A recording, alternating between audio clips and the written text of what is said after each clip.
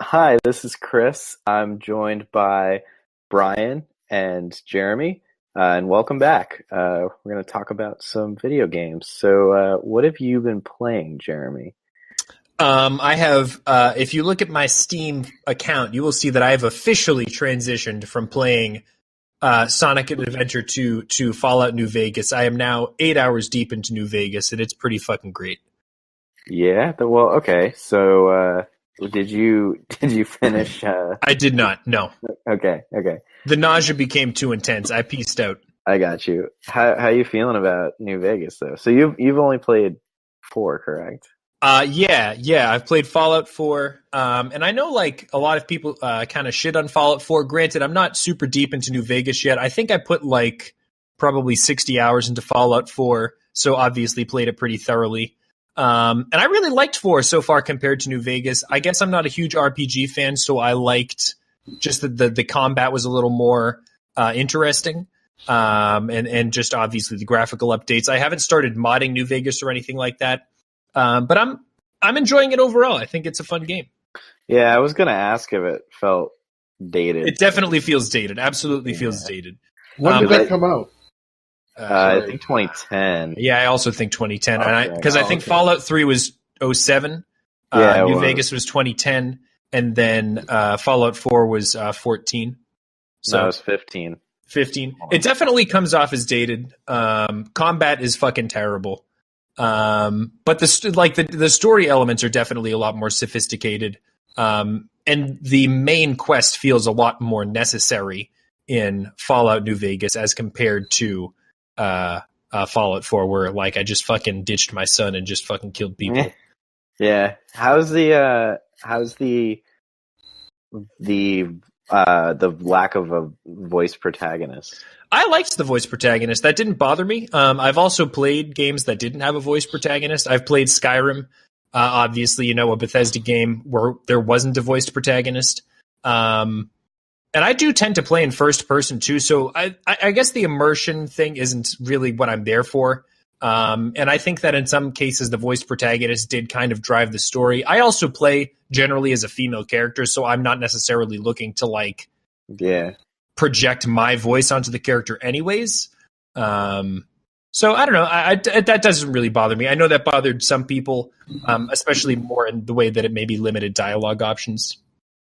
Both of you guys do that. What's that? The lady thing. The lady thing? Yeah, we do the lady thing. Both of you guys do that. I don't. It's called role-playing. Dude, it's fucking role-playing, yeah, man. but I don't know, man. Sometimes you just have to feel like a whatever floats your boat, lass, I guess. I've never felt that urge, but okay. That's cool, I guess. But dude, the boob physics though. But I is there really boob physics? Dude, there's the most boob physics. That's actually like a big deal. Chris could talk about that, I'm sure. Oh hell yeah! Wait, Jared, do you do the marriage and stuff? Because I don't. I like. Oh fuck yeah! Yeah. In Skyrim, do you marry men, dude? It depends. In Skyrim, I went full les, and I married. Who did I marry? I married what was her face from Markarth? Lydia, dude. No. Fuck Lydia, dude. Lydia's trash. No. She is. The hot one from Markarth, where like she hires you in the Brotherhood of the Assassin's Quest to like murder her friend or some shit, and then she's like, "Oh, thanks." You married this woman? Yeah, that's pretty. I don't know. So that's over the line. That's questionable. No, she loved it. She loved it. She was like making aggressive moves, so we had to get that popping off. And then in Fallout 4, I also went full les. I married the robot.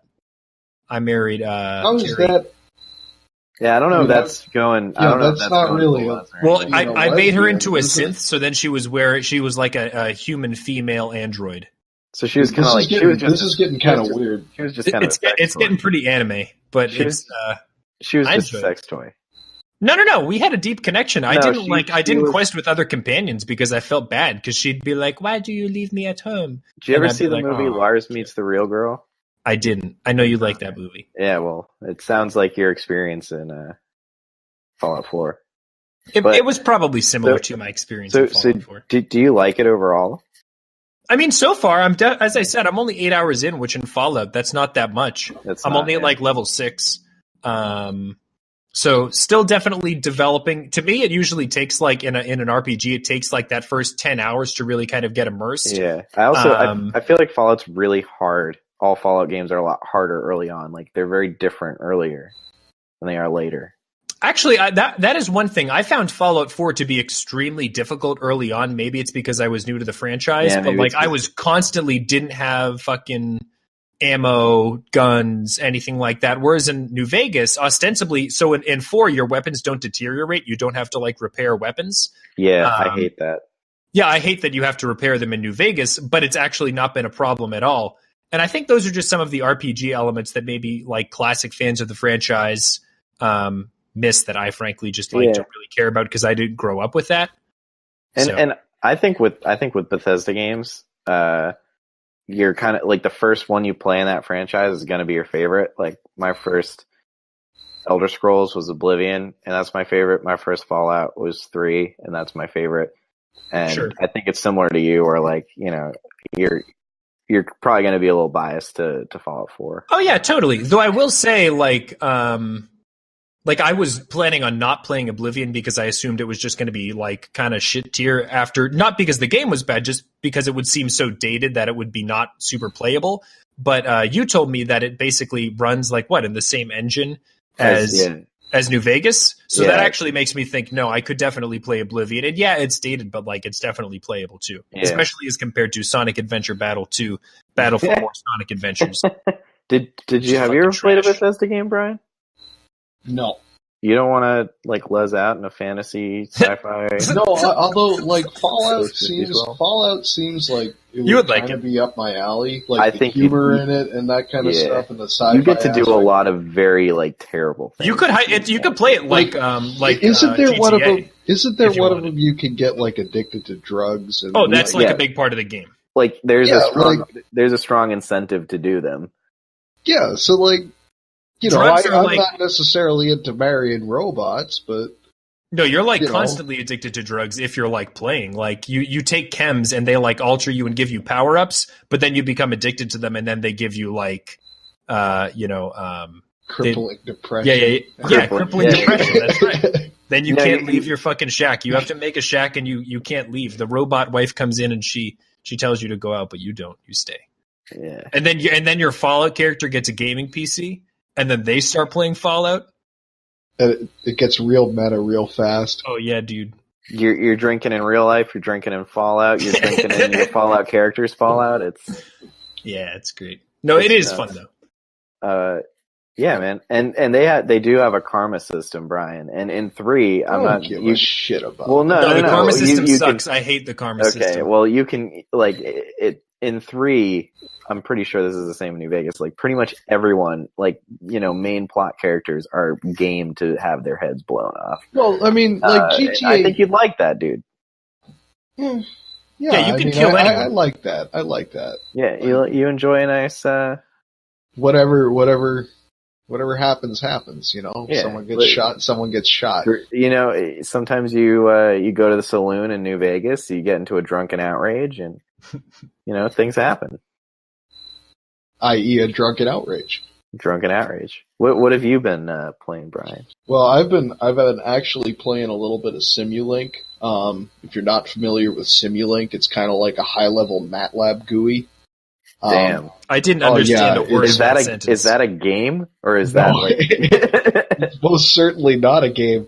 What is a MATLAB and what is a GUI? No, you don't want to know about MATLAB. It's a programming language. It's all the engine. It's like engineers' first programming language. No, it's really useful. Like engineers' first programming language is TI Basic, dude. Let's be real. But like MATLAB is really useful. It's just a pain in the ass. It's not a game. It's not fun. Although most of the time it feels like a game. Because the computer just does whatever it wants, and you're kind of left in a lurch. But I actually played Battleships for the first time today in like 3 weeks. It's still pretty much the same game. If you're not familiar with quote unquote battleships, it's World of Warships. Same publishers did World of Tanks and World of Warplanes. I played all three of them. World of Warplanes really sucked, I thought. World of Tanks is pretty solid, but I think that World of Warships really stands out of the trio. It's just suited to my play style a little bit more. I really don't have the best reflexes in the world, and everything kind of moves slowly because you're in a battleship, you know. They take a while to move from place to place, so it's a lot more strategic than something like COD where you just like run out and shoot everything that walks in front of you. How is it like mechanically different from the other two? Well, I didn't play Warplanes enough to really get a feeling for it because it wasn't good. He turned that shit on and he turned it right off. He was like, "This is not for me." No, I played it for about 5 hours, but it wasn't for me. It wasn't my thing. The big thing is there's really not the cover is different because you're not dealing with like hills and stuff. You're dealing with islands. No bush hiding. No, you can't bush hide. You can do smoke screens and stuff like that. That's kind of cool.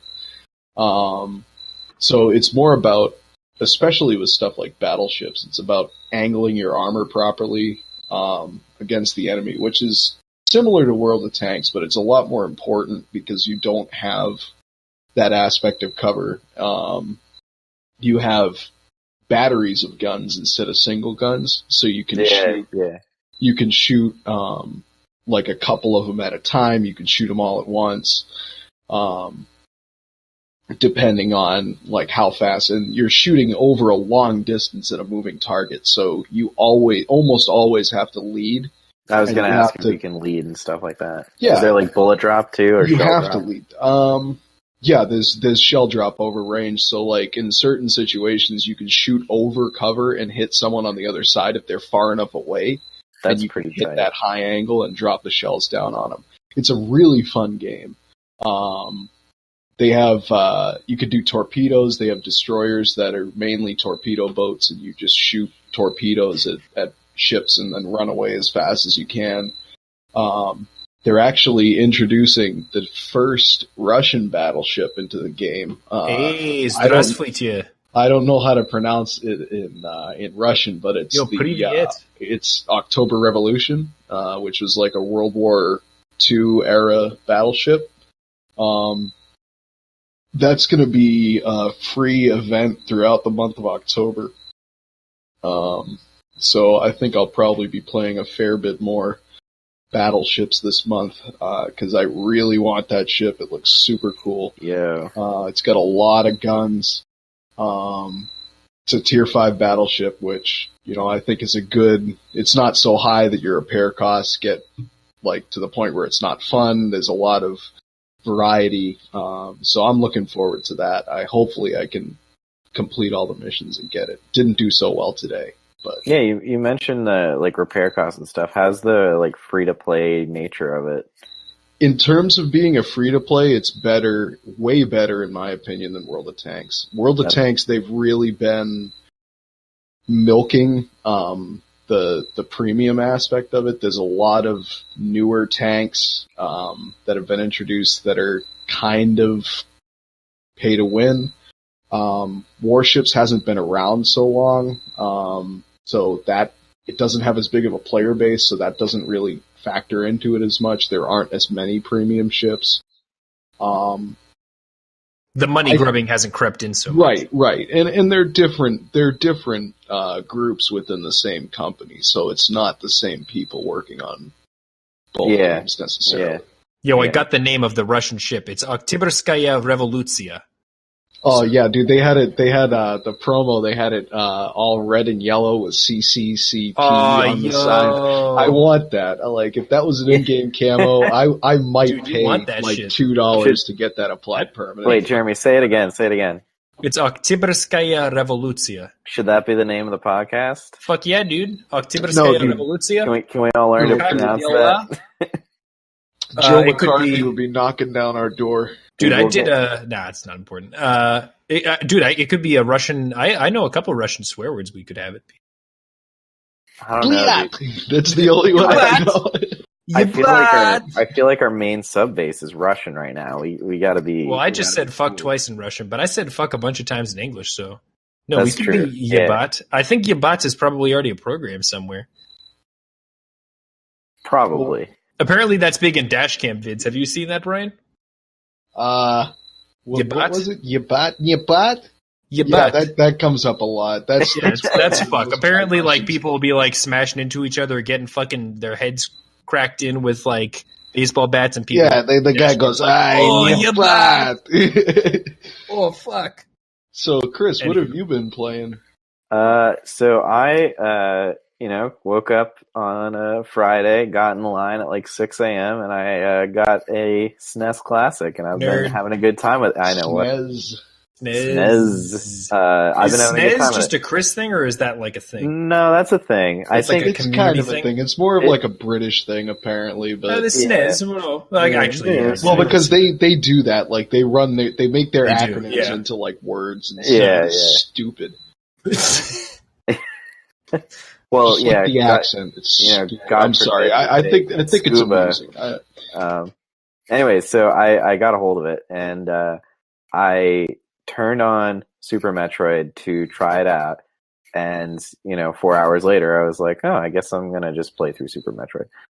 So I've been playing Super Metroid, and retro nerd. I know, right? So actually, when I was like, I want to say 13, I tried it the first time, and Metroid games are a little intimidating. They are. Like, it kind of, in retrospect, it makes sense why they don't sell so well. But I tried it and I got frustrated fairly quickly. But I always kind of liked the idea of it, and I've beaten like some of the 3D Prime games. But anyways, I put it down real quick. Now that I'm a little, I guess, older and have more, I'm used to being frustrated with my life and games. I got back into it and I had a really good time. And the most impressive thing to me about that is they put so much thought into designing that map, because you're just navigating this kind of world, but you need to get power-ups to go to certain places, but you don't necessarily have to get them in a specific order. That's like a big thing in Super Metroid. It's called sequence breaking. And just the way they're so confident where they'll just like lock you out of going back, so you can only go forward in the world. Like the path that you came through, you can no longer return. You have to like loop through the entire world to get back to where you came from. And they're so confident in locking you constantly, like locking the door behind you and being like, it's okay. The tool set that you have will make you be able to progress. That it's like unbelievable, the permutations that they probably had to think of to make it all work. But have you played Earthbound? No, dude, I have a plan. I am going to do Super Metroid, and then I think I'm going to buy Cuphead and play that, all with PUBG kind of layered in through all this, obviously. All right, I got two questions. And then I'm going back to Earthbound. But hit me up. All right, this one is, I guess, Brian, Earthbound seem like you're like fucking. I do, and it's the humor. It's the humor, because it's that kind of like, yeah, dude. In a way, it gets definitely real quirky towards the end of it, but it's got that sort of like off the wall, like absurdist kind of humor that I like. All right, I mean, Pokemon was my game, so like I know about RPGs. Like, he's an RPG purist. They're okay for people that don't, like me, who don't have great reflexes. Like, I'm just not into elves. That's the thing. Like, people are like, oh, you don't really like. I'm not opposed to Zelda. I'm just like, thematically, it doesn't make me want to pick it up. That's so weird. I understand. I've never played a Zelda game. You like Lord of the Rings, though. No, he doesn't. No, I don't. Fucking hates Lord of the Rings. You read all the books. No, dude. Yeah, I read one of the books, and I thought it was incredibly boring. Chris, I read one of the books. It was 7th grade. I read 1.5, and I was like, I can't, like, they just keep singing songs, and like, and then Brian was like, fuck elves, and then he never did another elf thing again. Pretty much, yeah, actually. That's fair. Well, so I guess Yeah, and I am very impressed with Earthbound's art. I think that, like, for that era, that's one of the games where the art has, like, really stood the test of time. It doesn't look like it does your look average pretty good. 16-bit game. It looks very unique and clean. It has its own style. It's not like a lot of 16-bit games that kind of blend together with just, like, the same kind of sprite work. Mm-hmm. Was Earthbound released for the SNES? Yeah, dude. Yeah, it was Mother, and then there was Mother 2 and 3, and 3 came out. Did 3 come out in the US as something else? No, I don't think it's been officially localized. Everyone's all over it, though. Everyone wants it. Dank. Second question, what in the fuck is Cuphead? Dude, Cuphead looks so good. I don't even know. I've just seen on Reddit, everyone's like, Cuphead before you buy Cuphead. And originally I thought it was a meme. And apparently it's a real game? Yeah, it is. So it actually just came out. It's been in development for like a long, long, long time. Gotta get that Cuphead. And the kind of development where you see it like 3 years ago, not like we've been working on it and you just heard about it. Like we've seen trailers. Right. It's been like very public. Yeah. So it's currently in forever. Actually, it's a console exclusive for Xbox forever, but it's also out on PC. It is. So it's a console exclusive for Xbox on PC. Well, console, like in the realm of consoles. Gotcha. Okay. So it's not coming out for PlayStation or correct. Nintendo. It's a lifetime exclusive. It will not change. Supposedly. Yeah. So it's like Little Big Dick or whatever. Yeah, well, do people still play that? I don't know. Little Big Dick. Yeah. I don't know. I have that, and then my PlayStation broke. You don't play with yours? My Little Big Dick? Yeah. Anyways. No, I keep it in a box in my basement. So what makes Cuphead pretty cool is the art style is 1930s cartoons. Like think like original Mickey Mouse kind of stuff. Oh yeah. So terrifying. No, it's like actually like, isn't it like actual footage from? Yeah. No, it's they hand drew everything. It looks so good. It like looks. That's very like in vogue right now. And the music is all there too. And they do like they have like the screen filters with the like like when you watch the old films, there's always like distortion and crackles and like that's all there. And it's this really hard kind of side scrolly 2D platformer. And he's got a cup for a head. Yeah, he has a cup for a head, and it's $20. So I think that's like the reason I'm going to jump into it because like that's pretty decent for a brand new game. Like so what makes this stand out? Like, there's plenty of 2D, side-scrolling platformers out there. Why Cuphead? Well, so this one is kind of like I'm looking at my free copy of Steam World's Dig right now, which I haven't played. So this is very difficult. It's like a difficult platformer with a very unique art style. It's kind of a boss rush kind of thing where there are some side-scrolling levels, but for the most part, you are fighting these like very complex, layered, multi-stage bosses. And I think it's just like it feels good mechanically. It's easy to run on PCs. The presentation's there. It feels solid. Like it's all it's just a very well put together package. Okay. I'll check it out. So I think I'm gonna pick that up. I'll play it in your Steam library. Yeah, true. Okay, so I guess the news it was kind of a light news week. So I have one thing to talk about, and then we'll go on to the question of the week. But the boss of PlayStation stepped down. That's like really the boss of PlayStation. Well, yeah, like they do. CEO? Like, not the CEO. PlayStation, like big boss. Isn't it Sony? No. Hold on. So is this is the first I've heard of this. So was it Solid Snake that stepped down, or Big Boss that stepped down? I'm confused. PlayStation boss Andrew House is leaving Sony at the end. Was it because of his addiction to Percocet? 2017. But that was his brother. Where do you know that? No, his brother. His brother had the TV show. He was a doctor. House. Yeah. Right. Greggy. Good one, dude. Wow, Jeremy, I'm surprised you didn't get that. What was his name? You love House, dude. Andrew House. You should have gotten that. Yeah. Anyways, was House addicted to Percocet? I think so. He It was either addicted to a Perks lot or of things, Oxy. dude. Yeah, He was- he liked the pills. He was all he about like- it. yeah, was a That's fucking why his pill eyes junkie. went in two different What was directions. up with, what was up with his leg? It was That messed was up. why he took the pills. Yeah, but what? Like, That's pretty much it in a nutshell. He's a doctor. He's always in a hospital, and he's like, It's limp fucked up, all- dude. Yeah, but like, come on, It's Chris. come his on. leg is his wife. It's just fucked. I don't know. It's not important. It's like that game Bionic Commando. Anyway, Yeah, I've got that game. do you really? Yeah, it Jesus. came in a Steam bundle or a Oh Humble God, bundle. I'm sorry. Anyway, I'm not going to play it. Wait, So Andrew House, the reason, I mean, I'm not huge into PlayStation. I am, sort of. Yeah, so yeah, maybe you can have Not a thought recently. on this. So he's actually been with Sony for a long time. He was with them since the launch of the original PlayStation. So he's been with the company for 20 years. And he's responsible. Like, if you can say that and be like, okay, well, so he's been there for a while. PlayStation has more or less kept Sony afloat, for one. Two, the PlayStation 2 is, the best selling console of all time.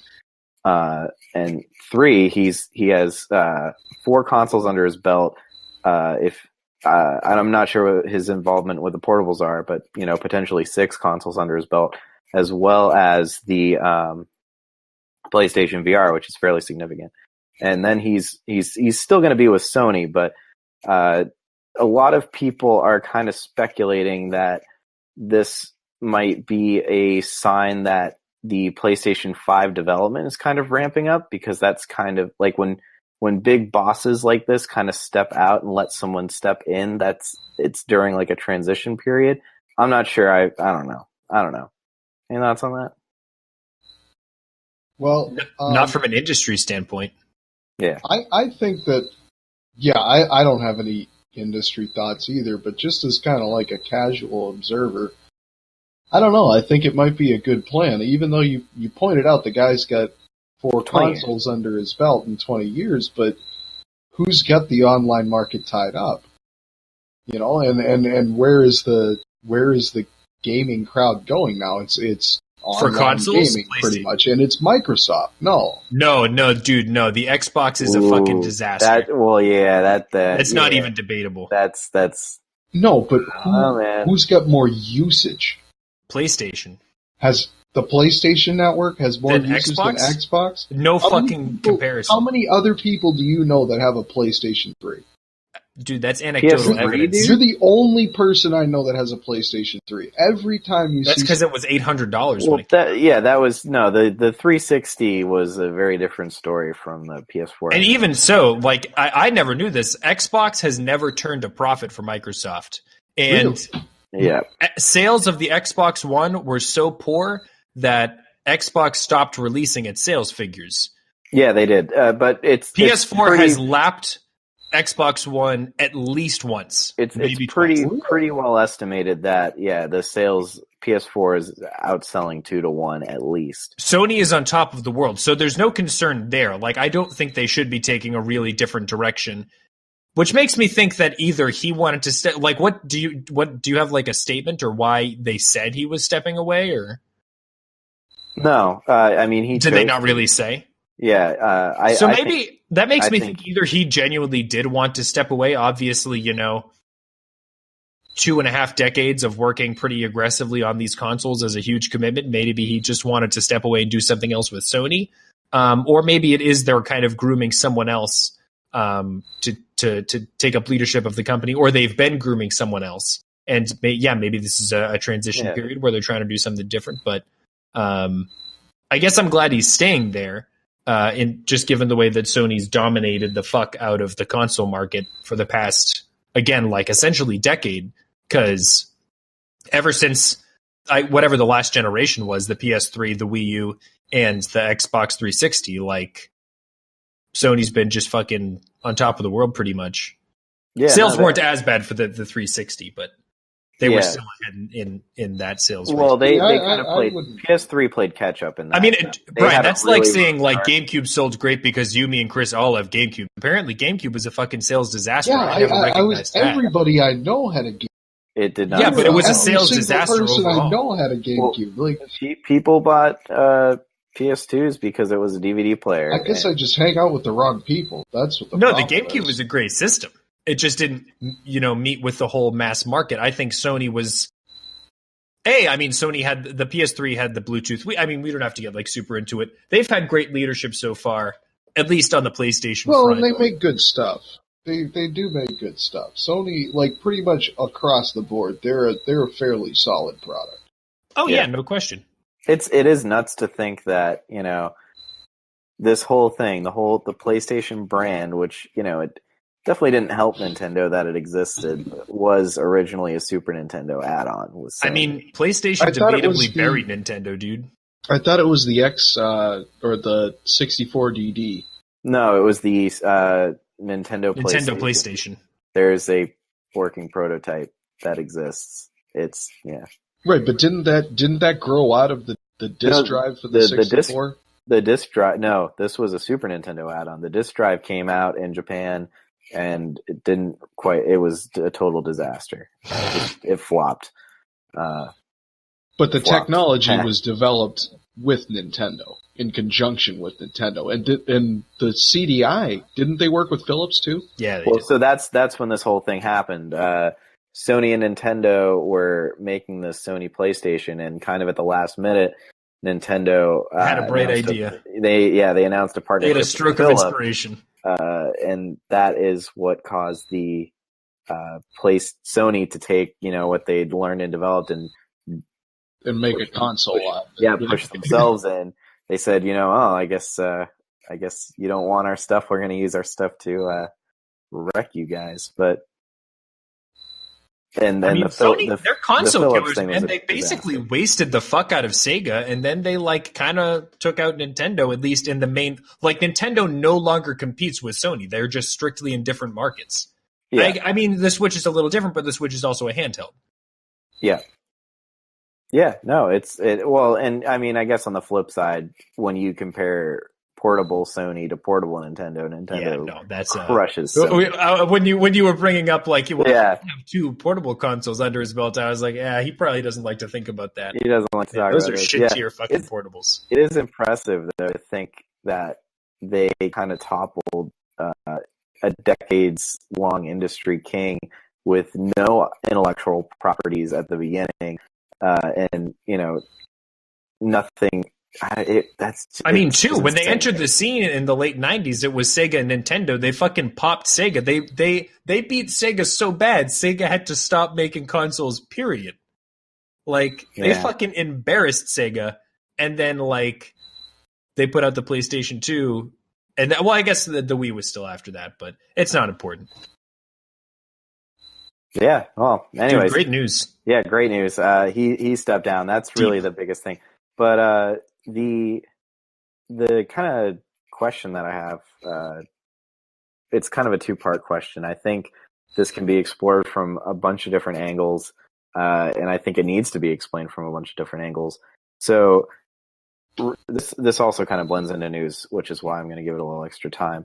So 3 big games came out recently. And they're all slightly different, slightly similar, but they all have one thing in common. So Forza 7 came out, NBA 2K18 came out, and Middle-earth: Shadow of War came out. Our favorite things, sports and elves, racing and elves. Right, Brian? And forts. So I don't mind forts. Forts are alright. The one thing that all 3 of these have in common is they have a outrageous microtransaction system. Exactly. I will give you kind of a quick rundown of the 3 of them, and then I'll kind of I have 2 questions in particular, but wherever it goes, it goes. So Middle-earth: Shadow of War has microtransactions, which is fine, but the biggest issue is it's a single player game, and it has microtransactions. That's kind of odd, and you can earn the in-game currency, or you can buy the in-game currency with real dollars, and that allows you to unlock these microtransactions. What people are a little bit worried about with this is whenever you're playing a video game, you especially an RPG or an action RPG, you need to grind for certain things. A lot of people are worried that the grind is going to be artificially extended to entice people to buy things. NBA 2K, there's this like single player kind of mode where you create your own character and you go through a campaign with that character. You again buy virtual currency, and you can earn it, but it's to become decent, quote unquote. A lot of people are speculating that you have to either throw $20 in or play like 200 games to get to quote unquote decent for your custom character, which is a big part of the game. And Forza 7, basic things like changing the weather condition on the track are locked behind this currency, which at the moment you can only earn. But there's, it's been announced that they're going to work on balancing it, and then they're going to charge for that currency. So all, 3 games in slightly different realms, all, some have multiplayer aspects, some don't, all are hitting these microtransactions. First off, what do you guys think? Well, fuck that shit, obviously. Yeah. So I was thinking 2 things. The first one is where's the pro microtransaction guest? Yeah.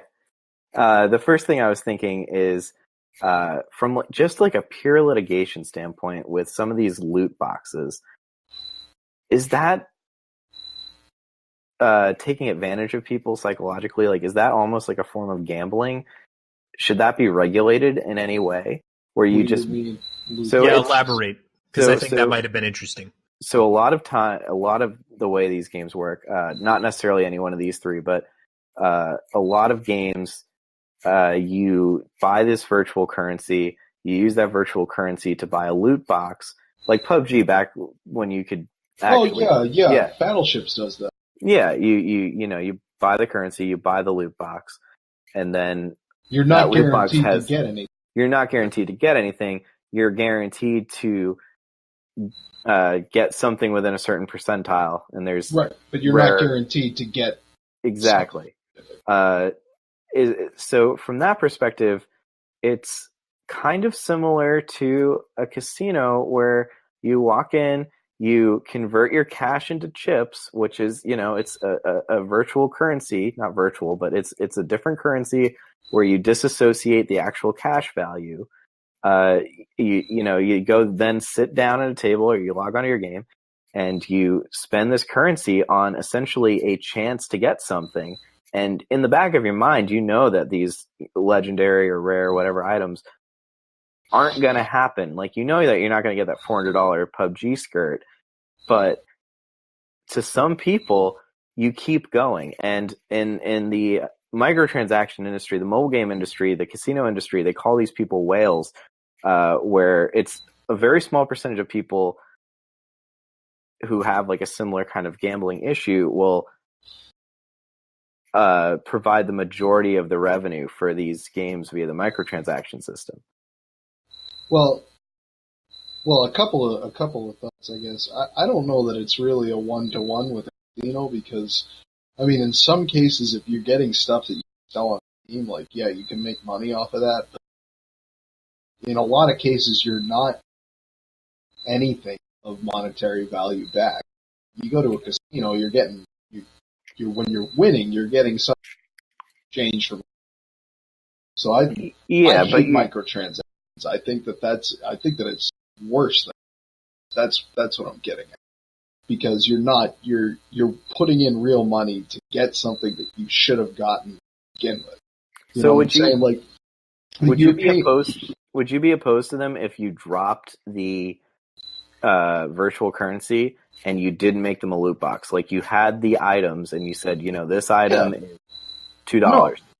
I mean, that's basically just Oh, DLC. no. Yeah, that's. I mean, no. I'm still opposed to it, but I think at that point, I don't think you can make an argument about they should regulate it away. It just is really shit tier fucking development It's and industry practice. If you're paying money to get the game, Horse armor, right? You're buying this thing in the first place, and then they're like asking you to put more money into it. Then, yeah, you should have put those features.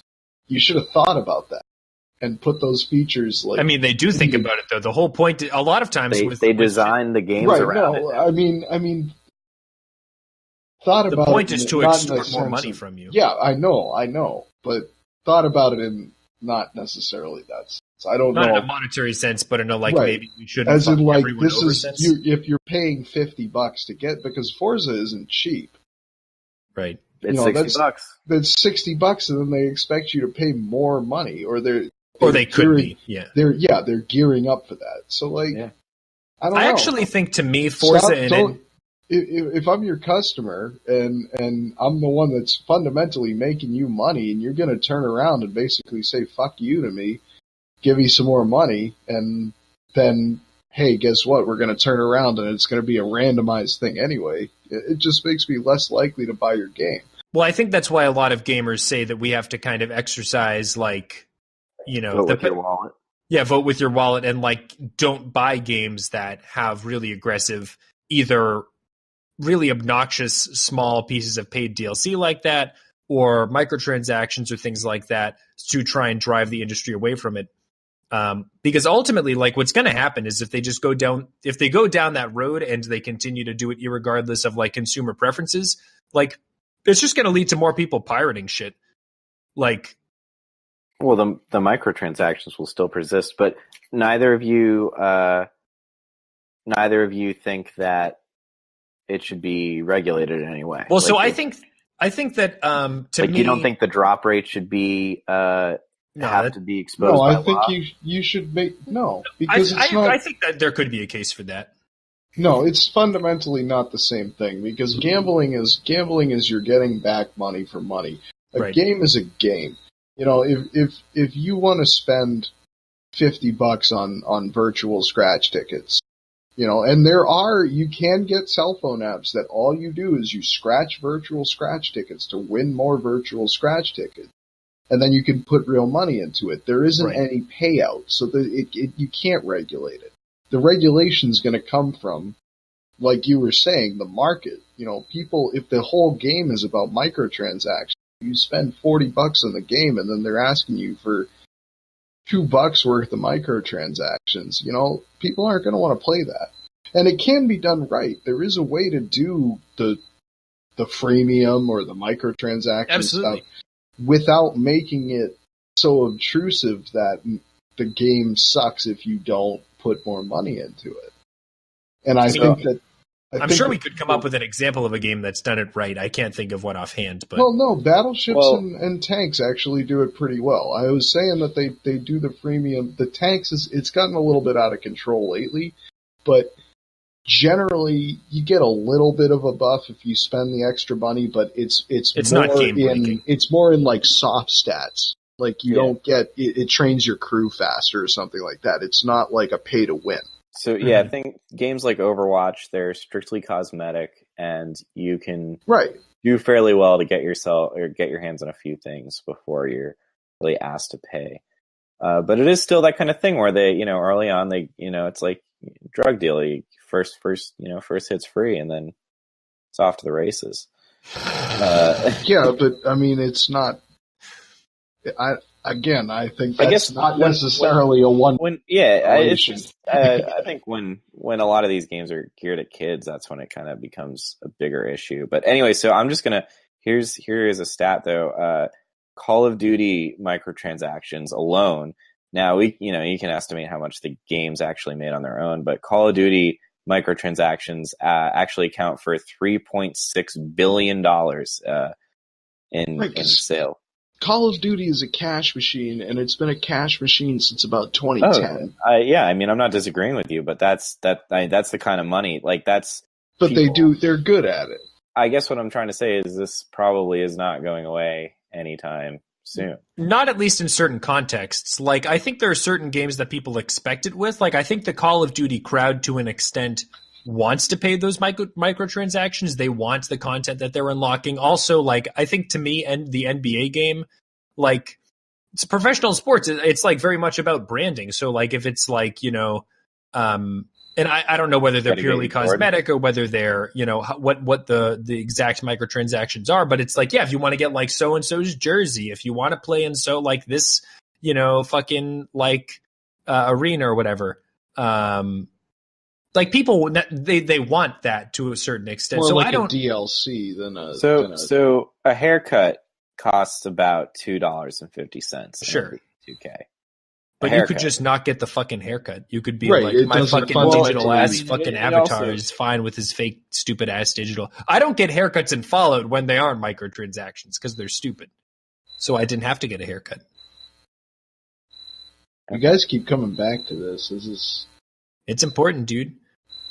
I think to an extent, like, if people want to do it, you have to let them do it. I think that you raise a good issue of, like, it is different than gambling because with gambling, people have the expectation wrongly that they're going to make money. People don't, I think for the most part, expect that they're going to make money with these microtransactions in games. They think that they're going to unlock content or be better at the game. And if like they want to waste their money on like being good at pretend sports, I guess that's kind of up to them.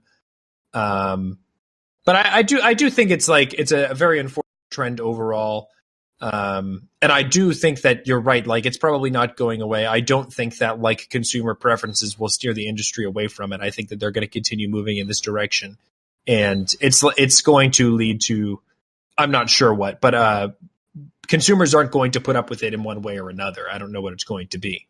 So my kind of follow-up question to both of you guys, the kind of like last question that I have is, games have pretty much been the same price for a long time now. The price has stabilized, but the cost to making them has gone up astronomically. At the same time, the popularity and like the sales have also gone up.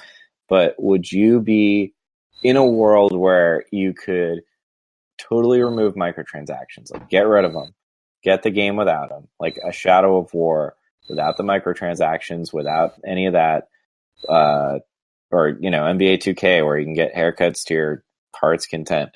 Would you be okay with paying maybe instead of $60 for the standard release cost, like $80? Everybody pays $80, and that recoups that extra cost. Well, I would say two things. First off, I don't usually buy games on release. I wait until they go on sale because there's really nothing out there that I could justify spending $60 on. Yeah, I'm casual about it. I don't really. No, I'm not a gamer per se. I also don't tend to spend. I would be more open to higher prices if they had like you can try it for a week and like see if you like it, because I that's what makes me hesitate about paying $60 for a game is I don't want to spend $60 on it and then it be not what I want to play. But in general, would you? Okay, so remove 60. Let's just say everything. No, that's what I'm saying. I wouldn't mind the higher prices if they were like, try it for a week.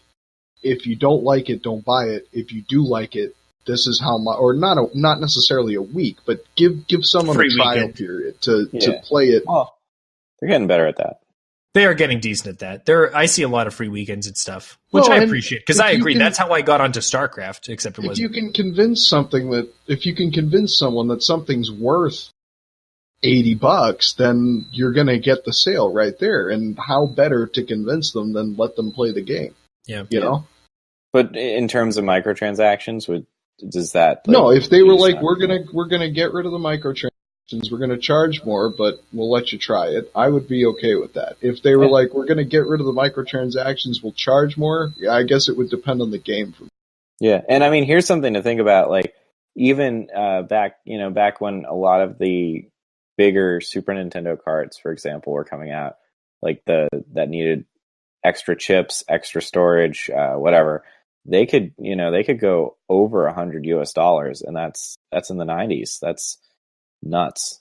That things have kind of not only not only stayed the same, but even gone Well, down significantly. You're not really talking about that's physically more hardware in the cartridge, and you're talking about a time when hardware was extremely expensive. Now we're talking about development costs being people using the cheap hardware that we have. There's so much work to make a game now because there's so much to them.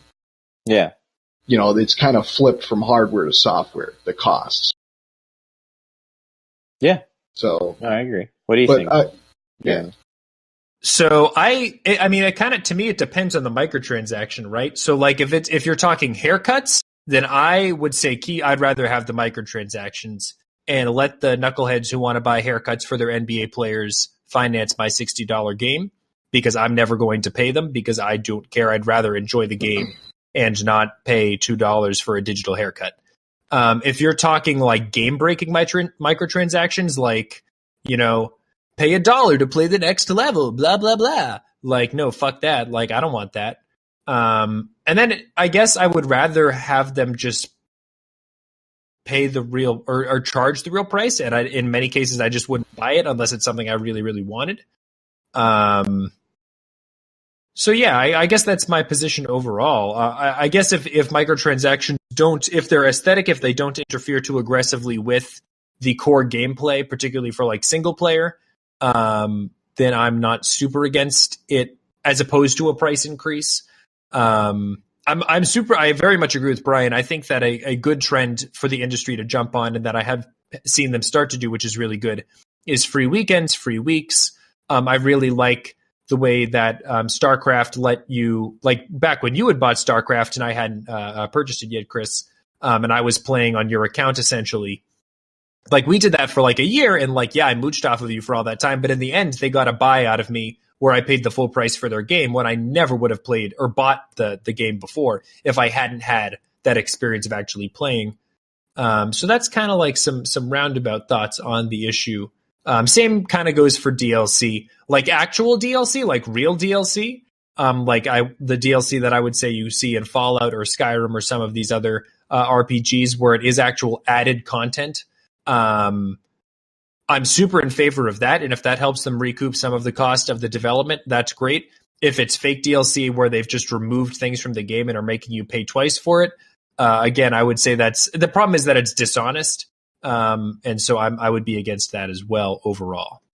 But people, and I mean, you said it could be $100. One thing that's kind of important to bear in mind is that although the costs of games have gone up, although sales have gone up, although the prices have remained stable, and although we've had inflation, the median household had more disposable income in the 90s as well.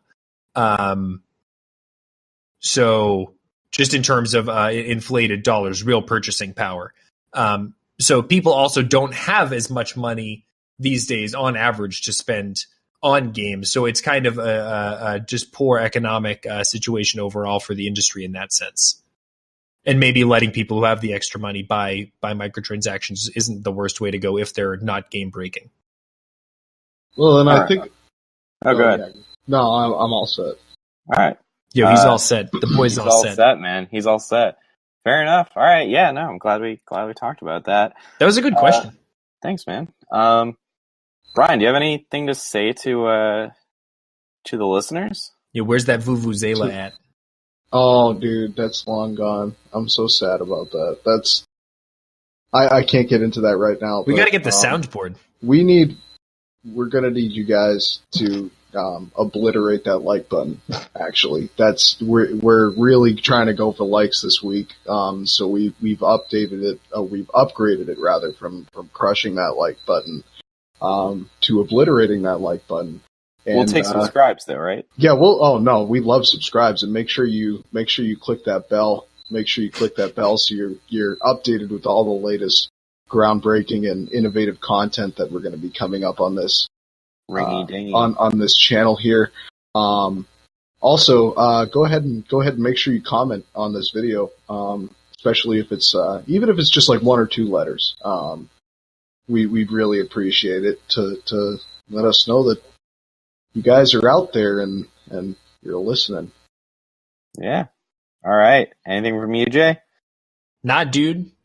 All right. Well, thank you so much for listening. We'll see you guys next week.